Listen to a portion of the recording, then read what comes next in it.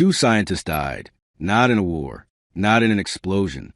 They were killed by a small metal object, an object so dangerous that the government tried to erase its story from history. This was the Demon Core. In 1945, as World War II was coming to an end, scientists working under the top-secret Manhattan Project were experimenting with nuclear materials never used before. Among them was a small, perfectly shaped sphere of plutonium. It looked harmless, but it carried the power to unleash invisible, deadly radiation in an instant. The danger came from something called criticality. When the core was surrounded by certain materials, it could suddenly release a massive burst of radiation, without fire, without sound, and without warning. And, incredibly, these experiments were done by hand. No robots, no shields, just human curiosity.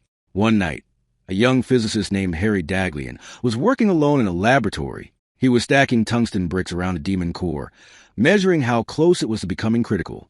Suddenly, one brick slipped from his hand. The room filled with an eerie blue glow. Harry immediately realized what had happened. He knocked the bricks away and stopped the reaction, but the radiation had already entered his body. Over the next few weeks, his condition worsened. 25 days later, Harry Daghlian was dead. After his death, the object earned a chilling nickname.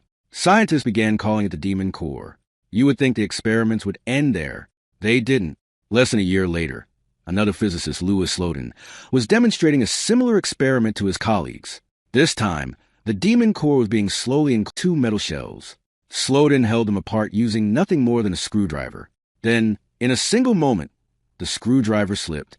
The shell snapped shut. A powerful burst of radiation filled the room. Slotin reacted instantly. He pulled the shells apart, saving everyone else present. He looked at his colleagues and calmly said that he knew exactly what had happened. 9 days later, Louis Slotin was dead. After the second death, these experiments were finally stopped.